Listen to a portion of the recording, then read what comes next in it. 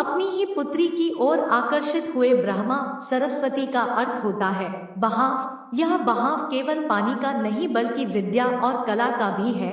यही वजह है कि इन्हें विद्या और कला की देवी भी कहा जाता है। सरस्वती के द्वारा विज्ञान, संगीत और कविताओं की रचना की गई है। ऋग्वेद में सरस्वती को देवी सरस्वती का अर्थ होता है बहाव। यह बहाव केवल पानी का नहीं बल्कि विद्या और कला का भी है। यही वजह है कि इन्हें विद्या और कला की देवी भी कहा जाता है। सरस्वती के द्वारा विज्ञान, संगीत और कविताओं की रचना की गई है। ऋग्वेद में सरस्वती को दैवीय नदी की भी संज्ञा दी गई है। साथ ही इन्हें पवित्रता और उर्वरता की देवी भी कहा गया है। सरस्वती को अन्य नामों से भी पुकारा जाता है, जिनमें भागेश्वरी, शत्रुपा, ब्राह्मी, पृथुदर, बगदेवी, बिरज, शारदा आदि प्रमुख है। हिंदू धर्म से जुड़े पौराणिक इतिहास पर नजर डालें तो कई ऐसी कहानियां सुनने को मिल जाएंगी जिनसे अभी तक आमजन वाकिफ नहीं है। विस्तृत इतिहास होने की वजह से कुछ घटनाएं छूट जाती हैं, तो कुछ नजरअंदाज कर दी जाती है। इन्हीं कहानियों में से एक है सृष्टि के रचयिता ब्रह्मा का अपनी ही बेटी के साथ विवाह करने की घटना। यह बात तो हम सभी जानते हैं कि त्रिदेव के हाथों में ही इस सृष्टि की बागडोर समाहित है। ब्रह्मा के पास सृष्टि की रचना का दायित्व है, तो विष्णु के पास संरक्षण का। वहीं देवों के देव कहे जाने वाले महादेव शिव को विनाश का जिम्मा सौंपा गया है। इसी विनाश के बाद फिर से शुरू होता है सृजन का चक्र।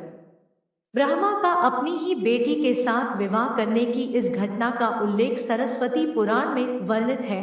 सरस्वती पुराण के अनुसार सृष्टि की रचना करते समय ब्रह्मा ने सीधे अपने वीर्य से सरस्वती को जन्म दिया था। इसलिए ऐसा कहा जाता है कि सरस्वती की कोई मां नहीं, केवल पिता ब्रह्मा थे। सरस्वती को विद्या की देवी कहा जाता है, लेकिन विद्या की यह देवी बेहद खूबसूरत और आकर्षक थी कि स्वयं ब्रह्मा भी सरस्वती के आकर्षण से खुद को बचाकर नहीं रख पाए और उन्हें अपनी अर्धांगिनी बनाने पर विचार करने लगे। सरस्वती ने अपने पिता की इस मनोभावना को भांपकर उनसे बचने के लिए चारों दिशाओं में छिपने का प्रयत्न किया, लेकिन उनका हर प्रयत्न बेकार साबित हुआ। इसलिए विवश होकर उन्हें अपने पिता के साथ विवाह करना पड़ा। ब्रह्मा और सरस्वती करीब 100 वर्षों तक एक जंगल में पति पत्नी की तरह रहे। इन दोनों का एक पुत्र भी हुआ जिसका नाम रखा गया था स्वयंभू मनु। इसके उलट मत्स्य पुराण के अनुसार ब्रह्मा के 5 सिर थे।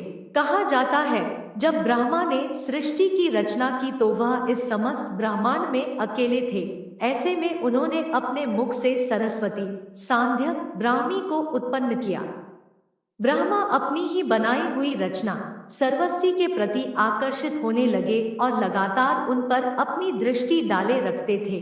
ब्रह्मा की दृष्टि से बचने के लिए सरस्वती चारों दिशाओं में छिपती रही, लेकिन वह उनसे नहीं बच पाई।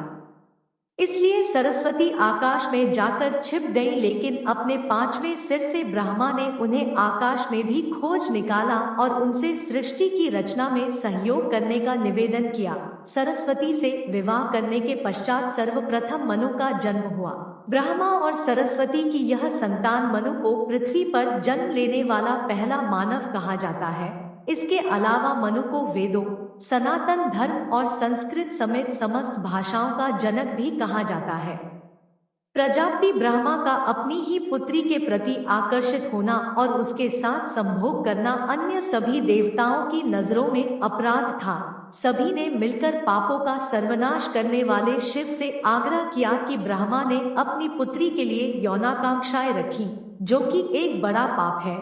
ब्रह्मा को उनके किए का फल मिलना ही चाहिए। क्रोध में आकर शिव ने उनके 5वें सिर को उनके धड़ से अलग कर दिया था। शिव पुराण के अनुसार ब्रह्मा के सर्वप्रथम 5 सिर थे, लेकिन जब अपने 5वें मुख से उन्होंने सरस्वती, जो कि उनकी पुत्री थी, को उनके साथ संभोग करने के लिए कहा तो क्रोधावश सरस्वती ने उनसे कहा कि तुम्हारा यह मुंह हमेशा अपवित्र बातें ही करता है, जिसकी वजह से आप भी विपरीत ही सोचते हैं।